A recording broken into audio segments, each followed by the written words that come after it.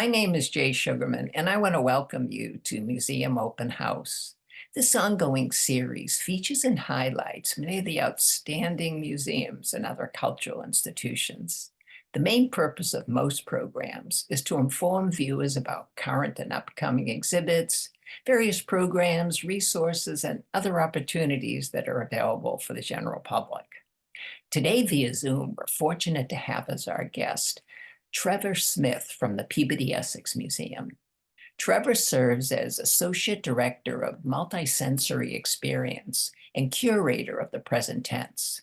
He's here today to share with us the fascinating exhibition entitled Our Time on Earth, a traveling exhibition from the Barbican Centre in London, celebrating the power of global creativity to transform the conversation around the climate emergency.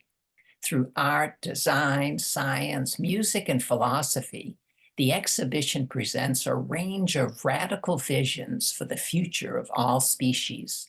Let's start by meeting Trevor and then learning all about our time on Earth. Welcome, Trevor. So delighted to see you again. Thank you for taking the time. Fantastic to see you again too, Jay. I always enjoy our conversations. I had the wonderful opportunity a couple of weeks ago to visit the exhibition, found it extremely engaging and quite thought-provoking, eager to find out more and have you inform viewers. But before we jump right to that, I think it would be of interest if you just briefly share maybe a little bit more about your background, professional interest, and what your positions entail. So, as the curator of the present tense at the Peabody Essex Museum, I like to say, if it has a heartbeat, I'll work with it.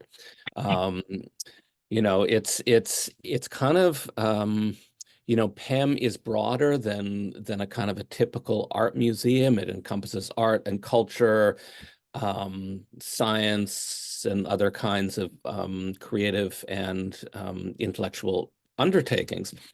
And so this is really what I try to do is I try to work across the organization and in partnership very often with other curators to find the projects, to find the artists, to make the commissions that in a way can kind of help to connect the legacy of the institution to the experiences of the public, like what is urgent. And of course, the issue of climate and sea level rise and the rest of it is very, very present here in our community. A lot of these projects I have done with my colleague Janie Winchell, who is the director of the Art and Nature Center, and the Our Time on Earth exhibition is no exception. So as the associate director of Multisensory Experience, it's a bit of a mouthful, but it really comes out of the fact that the artists that I have tended to work with often are working across disciplines. They're working, they're presenting projects that are, they might use sound, they might use vision. They're very embodied kinds of works. They're installations. They're often participatory, and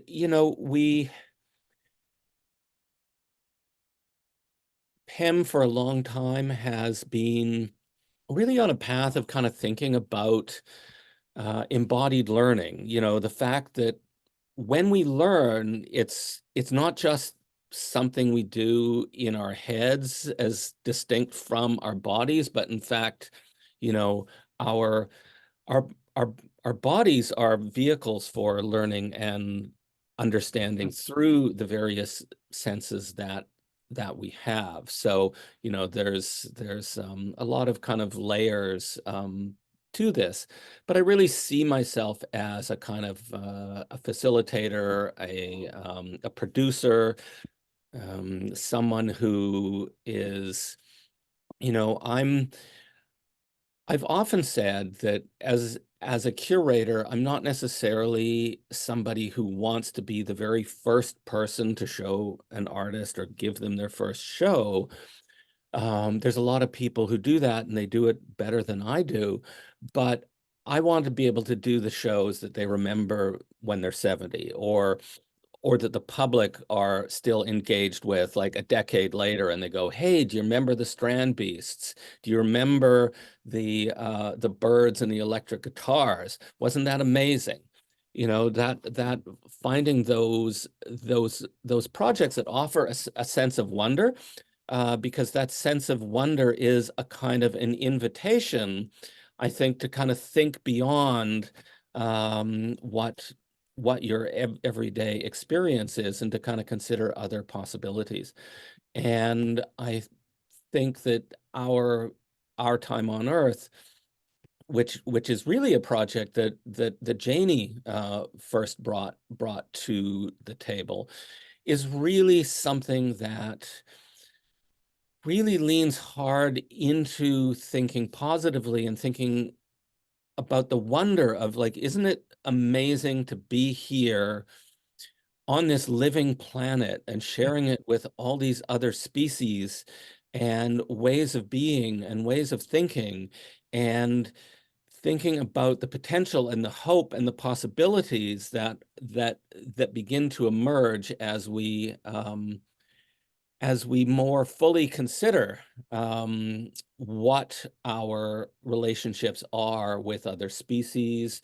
There's a lot of work, or some work to do with indigenous knowledges. There's work to do with, what is it that new technologies, and sometimes old technologies that we've kind of forgotten about, can do to offer, I think, hope and possibility for how we can move forward in ways that offer, a positive future for all.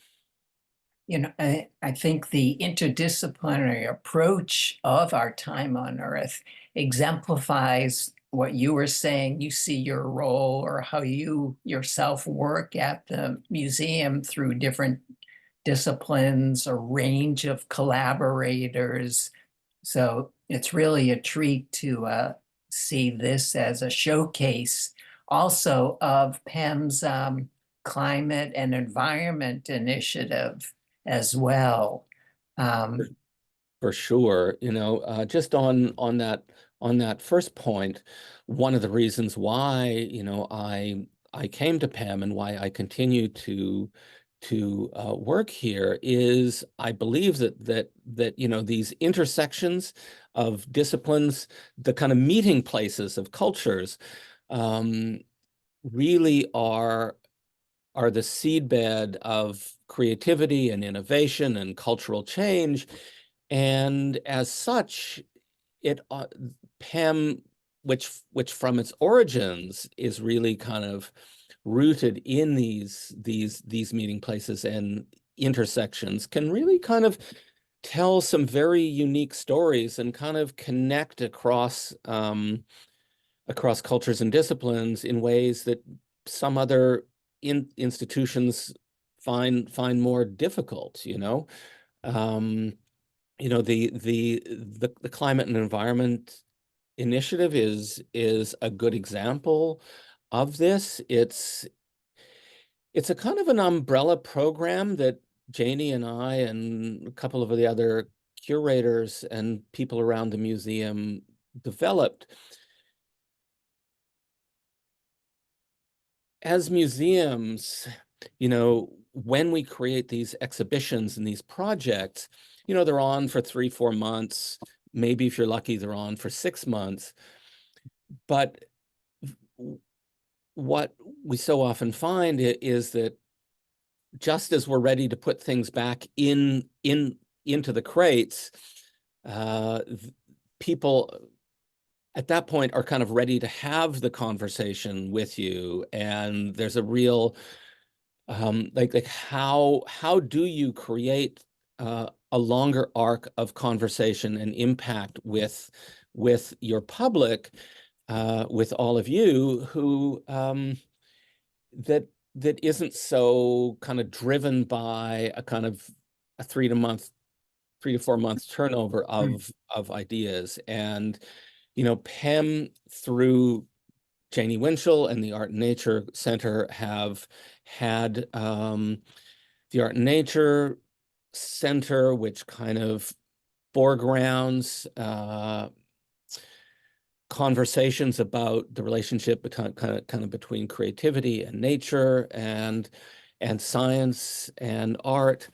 And a lot of the projects Janie and I have done together have kind of worked with that, have amplified that intersection. Mhm. And we came to a point where we had a number of projects, kind of smaller projects that we wanted to do, and we thought, well, why don't we talk about them as a kind of a package, right? So it's an arc of projects taking place over a period of time, and then Janie was very clear about this kind of sense that if we're going to be talking about the environment and climate change, we had better be getting our own house in order and finding ways within the limitations of what we do to be much more efficient, much more, you know, we're not going to be carbon neutral, but definitely, to kind of move in this direction.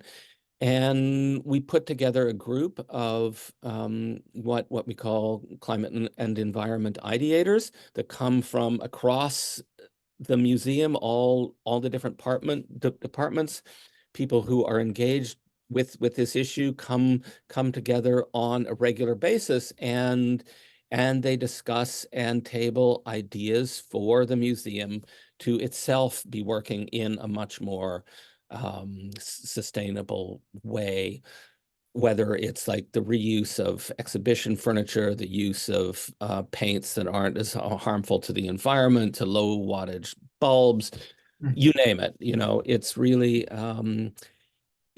a kind of a global perspective, and that's a very, very exciting thing, I have to say. Most And definitely. yeah, Trevor, for the sake of time, yep, mhm, we'd like to step in and take a very brief tour just to give a sampling to viewers of what they can look forward to at the exhibition. As we enter, just a quick word on how it's organized, maybe the major sections and the mhm, thinking behind that, and then we'll enjoy a sampling of a few images. yeah. So our time on Earth is made up of 18 in installations and projects that are put together by cross-disciplinary teams of scientists and ecologists and artists and designers and digital teams. What's really fantastic about this approach is that so often, as with the Great Animal Orchestra project that we had a few months ago, the scientists often have like these very deep stories, and you have a lot of artists and image makers who may not have that same depth of knowledge about the specific subject area, but who really know how to kind of create these embodied and emotional experiences to kind of communicate the power and the significance of these emerging understandings about the potentials and opportunities that the environment in its current moment is facing. Well, let's start, and if you could share, which the image does not do justice for No. what we're going to see, since it's Yeah. very dynamic. But what a way to sort of enter the exhibition. Definitely. There's three sections to the exhibition. There's Belong, there's Imagine, and there's Engage. And this is one of the centerpieces of the Belong section. It's almost like a kind of a prelude, which is a way to kind of like immerse yourself and to slow you down and to place you in a kind of a sense of wonder. This is a slightly different version of the piece that we're showing, which is more horizontal. But what it is showing is the respiration of a giant kapok tree deep in the jungle in, I believe, South America. Yeah. And you're kind of circling around this tree, and it sort of moves between being almost like this kind of verdant green forest environment, and then you start to notice the kind of movement of particles in and out of the tree as a kind of a digital evocation of what it means to for the role of the tree in kind of creating an atmosphere that we can breathe. There's a sound piece that precedes this where it talks about how, it invites you to take a deep breath, and the idea that, like, as you are breathing, the air that you are breathing, you are reminded that it was created by sea creatures and trees, which sounds kind of fantastic. And it's not what we think as we walk through our daily lives, but we are all part of a kind of a linked set of respirations that Mhm. that the different species are undertaking. No, the holistic view gets back to some of the things you were mentioning. I made the connection as you were talking about how you try to incorporate your whole body into the learning experience at the museum. And Definitely.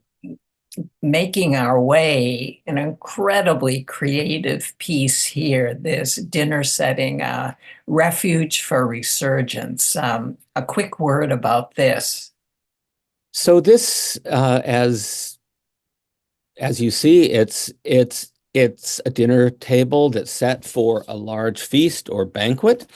Uh, but what is unusual about this banquet is that we as humans are invited to sit down with the species that we share the planet with. And often, you can see in this image, there's crows, there's a wasp's nest, there's a snake skin, there's wolves, and so often species that are really like cornerstone species that kind of maintaining the environment are often species that we kind of consider invasive Mhm. some way that intrude upon our pleasure.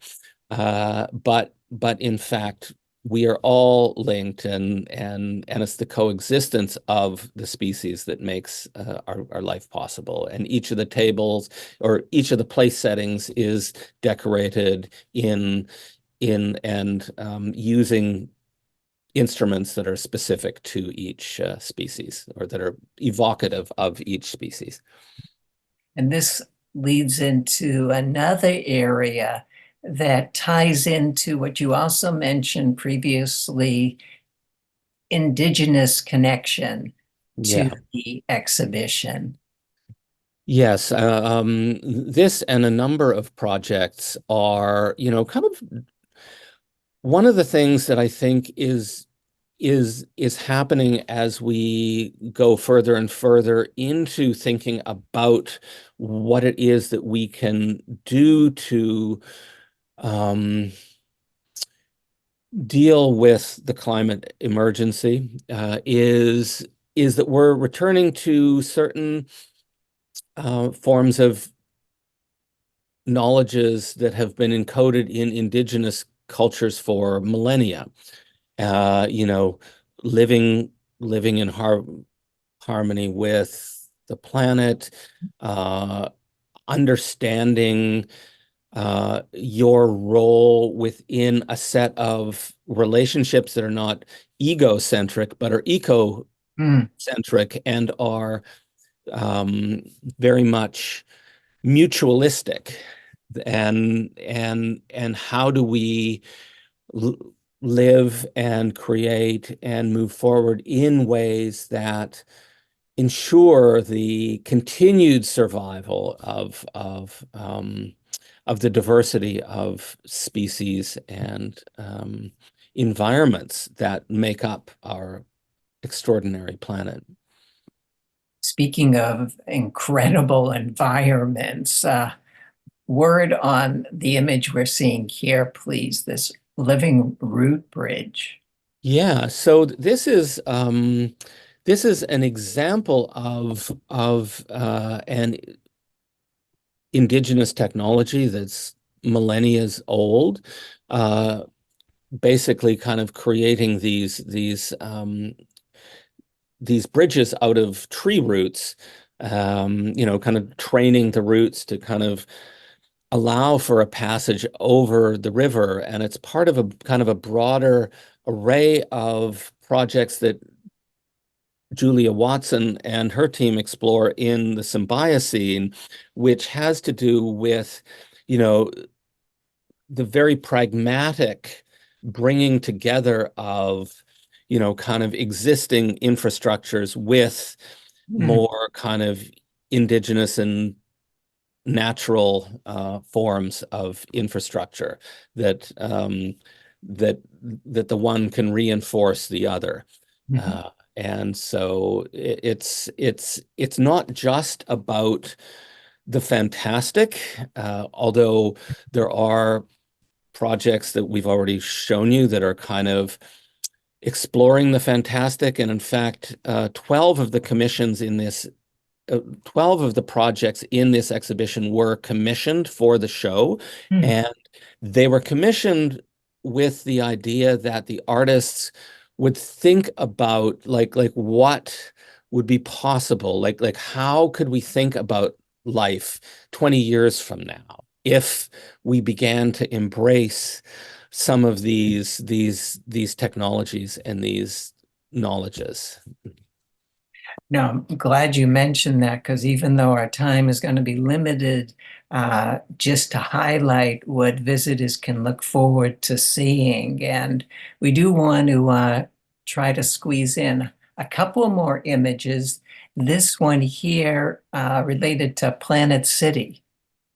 Yeah, so Planet City is a kind of a really um, speculative fantasy about like what would happen if you built a city that was big enough to house all of the people on the planet in order to allow the rest of the planet to regenerate itself.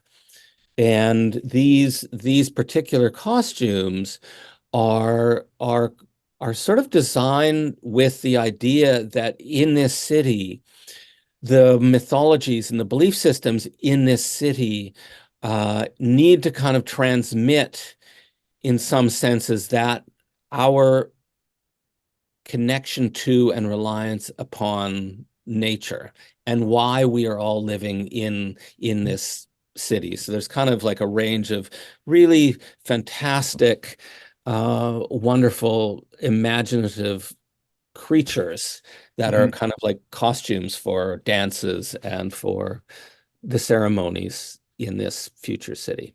And the next two, I think, speak to some of the commissions as far as visionary, which this interactive feature we can't quite pick up on the image, but one of two related to queer ecology. Yeah, you know, you know, we're so used to thinking about reproduction and bonding in a very kind of binary way. But of course, if you look at the plant world, if you look at ecology more broadly, there are many different ways that different species come together. They cohabitate. They exist in these mutualistic relationships. And these images that you're seeing is part of an interactive, a kind of a game that you can play with another visitor.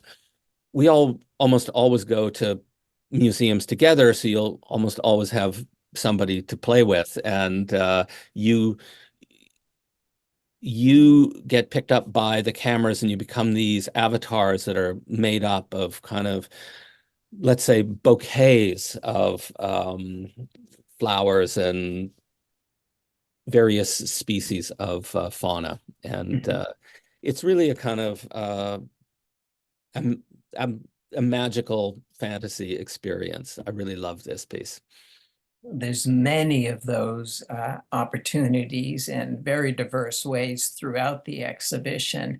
In the 2 minutes we have left, I think one of the sections didn't really pick up, but so important and so well done is the last part, the engage, which so thoughtfully offers these opportunities for visitors to take something they learned here, sort of continue that conversation that you mentioned you'd like to do with exhibits. So a quick word on that, please.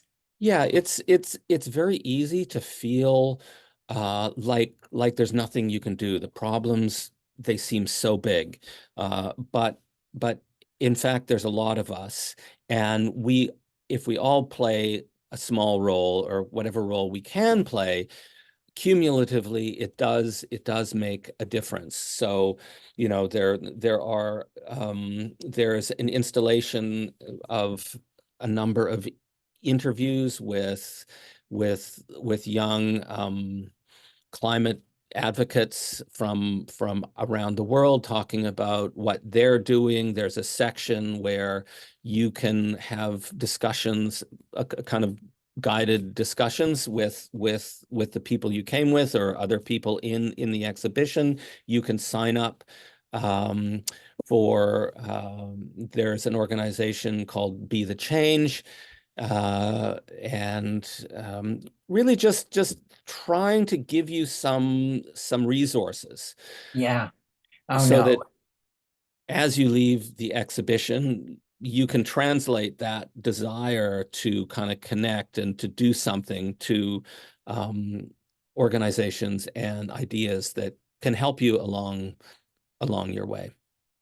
Yeah, no, it's a feature that I see often at major exhibits at the Peabody Essex, and it's done incredibly well in our time on Earth. Well, Mhm. Trevor, our time here unfortunately has come to the end. I want to thank you so much for giving this fabulous overview and the sense to visitors of what they can look forward to. The exhibition, I know, is going to be on display for quite a while, up and through early June. So Mhm. lots of time for viewers and others to make their way and enjoy it and really be thought-provoked from what it presents. So thanks again and continued success with future endeavors.